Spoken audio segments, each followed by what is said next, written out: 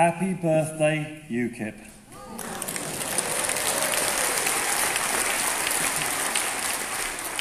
I was going to say, if you don't applaud, I'll sing. Can you all hear me there, yeah? Bad luck.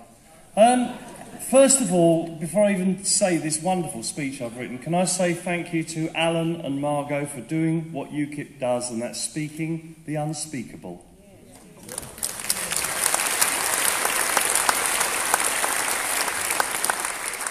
Right, for those of you that haven't had the pleasure or the pain, my name's Ernie Warrender. I'm the National Party spokes for small and medium-sized business, and I'm here to reiterate that which Gerard told you. Small biz is big business. It's big business.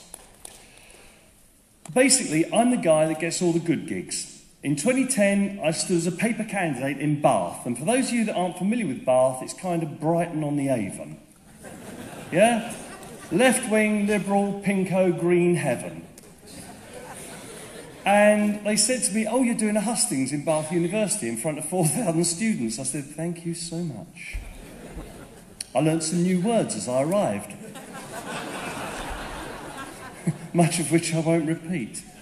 And the reason I say this, the first question, what is politics? And they all stood there. The Liberal Democrat MP for Bath, Don Foster, teacher, spokesman on education, swore he would fight tuition fees to his dying breath. Yeah, you know what I'm going to say, don't you? And then sold them down the river the minute they elected him. And they all stood up and they said it's about power. It's about using power for the people. Power, power, power, power, power. And the chairman said, very good, jolly good, let's move on. I said, do I get a go? Oh, yeah, all right. I said, listen to them, they're power mad. In this country, politics is derived from the Greek, poly, many or numerous, and ticks, blood-sucking parasites. I've been waiting to say that for months. So I got thrown out. Anyway, no, I said politics in this country is about the effective implementation of the democratic wish and will of the people. And it went quiet, and they started clapping. And on that subject, Mrs. May, you would do well to heed those words.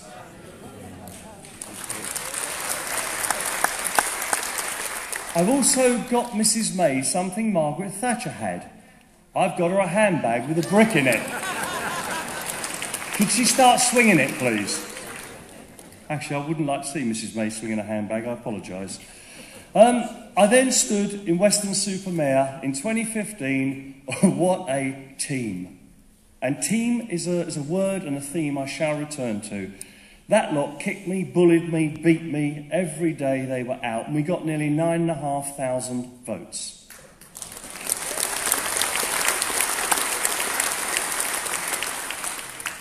Attitudes are changing. I stood in Gloucestershire in 2017 and I got asked to do the hustings in a sixth form school where we were booed off stage 2 years previously. Thanks, pals. The question of 16 and 17-year-old voting came up. Greens, Lib Dem, Labour, they all want 16-year-olds, 5-year-olds, they want embryos to have the vote. The Tories stood up, bless him, he said, oh, it's against our policy. Oh, he got booed. And I thought, what on earth am I going to tell this lot? And I stood up and I said, you know, I've got an 18-year-old daughter doing 3 A-levels, okay, just 3, and I know some are doing 4, and her workload is astonishing. I can't believe it. She is working day and night. The stress levels are incredible. We have in this country appalling levels of youth mental health issues that the political class wring their hands and cry crocodile tears over.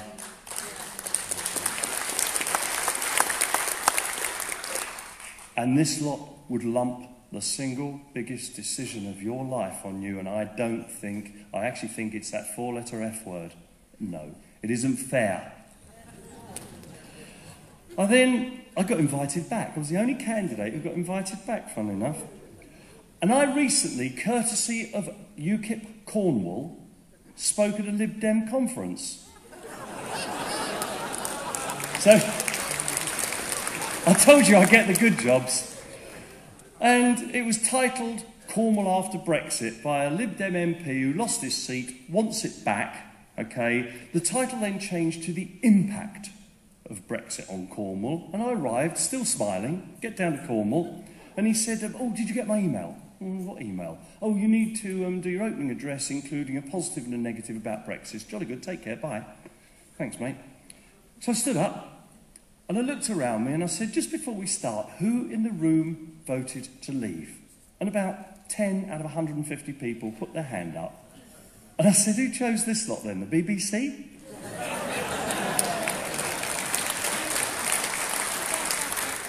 I said, I'm going to give you a positive here down in Penzance, and that positive is 400 yards up the road, and it's a billboard that says, no fishing sellout. And they all looked at me and went, ooh. And I said, I'll give you a negative, and I got a glass of water. I said, my glass is half full. You lot sit there with your head in your hands, moaning and bleating and groaning. Please, please, I beg of you, use your undoubted resource, energies, intellect, and foreign funding to promote Britain after Brexit, not destroy it. Small business conference, because that's what I'm supposed to talk about, isn't it? Small business, who sticks up for HMRC's cash cow? Because that's what we are. I am small business. No scuttling off to Ireland or Switzerland, Luxembourg or the Virgin Islands for us. No, we pay, and we pay. Well, now, conference, do you reckon the Tories give a stuff about small business? They've just reneged on a manifesto promise, I know, strange as it may seem, on abolishing Class 2 national insurance for 3.5 million self-employed. Their much vaunted plan to sort out bad debt, it's good to see they're reading our manifesto, isn't it, has gone very quiet. They are on their third Minister for Small Business this year. The last one seemed to spend all his time sending inappropriate texts to barmaids instead of being on the job. No, I'll rephrase that actually, sorry. I'm not going to have to get glasses. I've never written one of these before. The Tories are bought and paid for by the big business, the banks, the hedge funds, okay? We exist to pay the tax bills Google, eBay and Amazon don't, all right?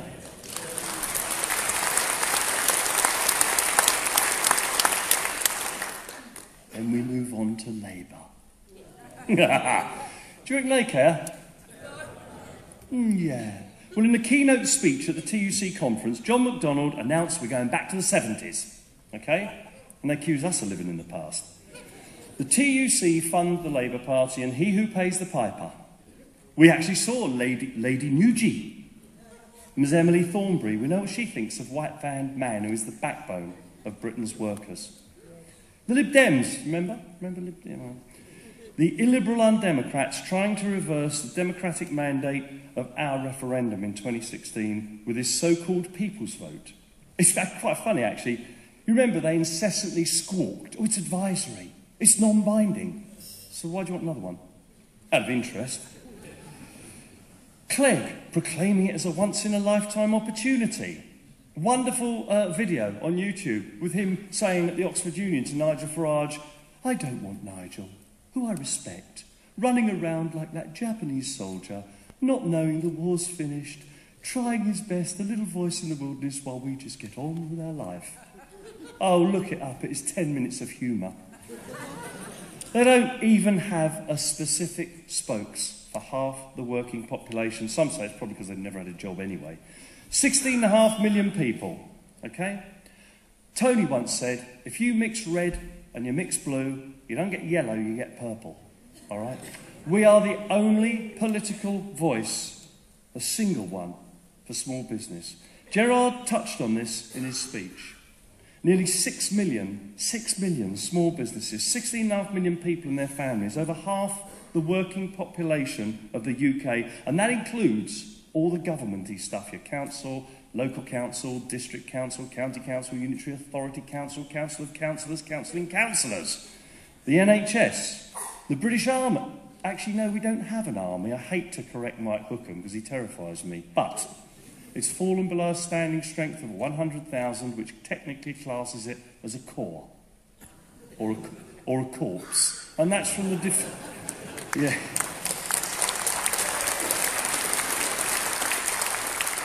And that's under the Tories, the defenders of the faith. Ye gods. Marvellous, eh? So what bodies represent small business? CBI? Sorry, I shouldn't laugh. We resigned because I got fed up with all their incessant EU propaganda, and they're too busy worrying where their next million urines is coming from the EU. Another one, Business West. Well, that's a cracker. I exposed them on the BBC, looked at their accounts, and they got a £1.5 million wages bill. And I looked a bit further down. Oh, sources of income, £1.5 million from the EU. They didn't like that. I think even we, the politically aware and interested, have no concept how deep the tentacles of this insidious EU organisation reach. Nigel once said there's 140-odd Monet EU-funded professors in our universities brainwashing our youth. The FSB, Federation of Small Business, credit where credit's due, they do a good job in apolitically representing grassroots SMEs and supporting our manifesto aims to revitalise the British high street. Okay? The reason people come to this country in their millions is to see our heritage, our culture. They don't come to see out-of-town malls. They come to see the British high street. We want free parking for a limited time in the high street, and I'll go further in calling that we have the same terms for the out-of-town malls, okay? And remove that insidious tax on the sick, hospital car parking charges.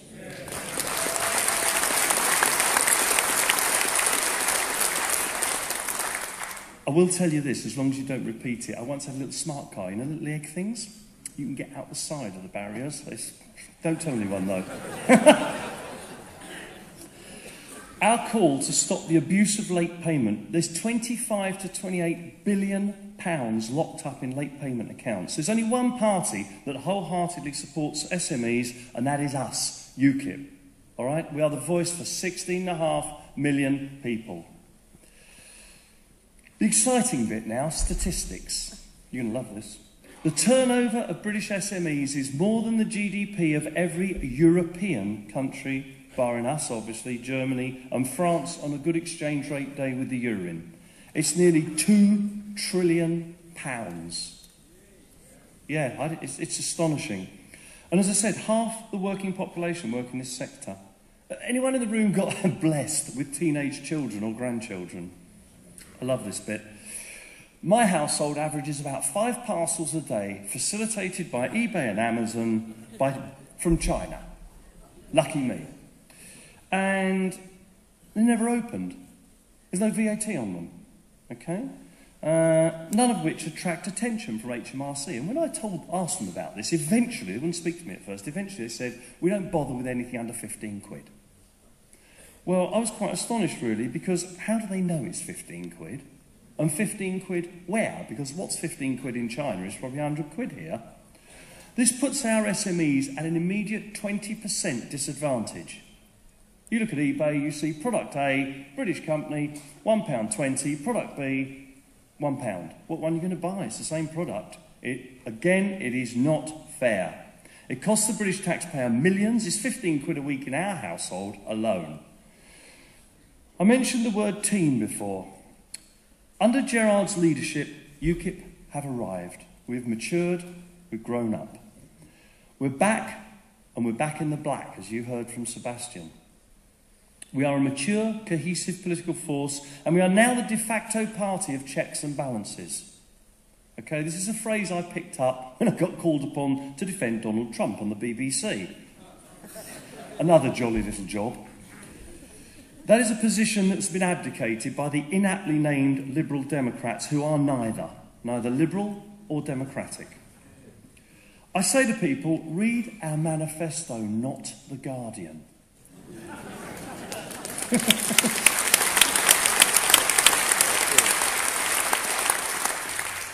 It is a manifesto with all of the true beliefs of a party with a social conscience. I myself am a child of the 60s. Well, early 60s. And I believe passionately in free education. Free, I mean, we have paid for it in our taxes. I don't have to pay for it twice. I believe in a free NHS. I believe in respect and dignity for our pensioners and armed forces. allied to a party that knows how many beans make six. You know, when I stood in Weston, the MP, John Penrose, stood up and he said, well, of course, in the 18th century, the communications highway was the canals. In the 19th century, it was the railways. In the 20th century, it was the roads. And the 21st century, it's the information highway.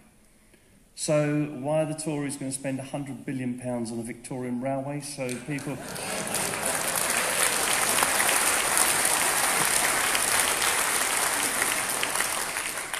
Apparently it's so people can get from Manchester to London 20 minutes quicker and I can't even get a phone signal. Brilliant. A party that knows we cannot afford to shell out billions of pounds of cash in foreign aid when our people live on the streets. Our veterans sleep in shop doorways and we've got food banks. Food banks. It's outrageous. It's a party that offers the disillusioned Labour voter, and well they may be, with the institutionally racist Labour Party.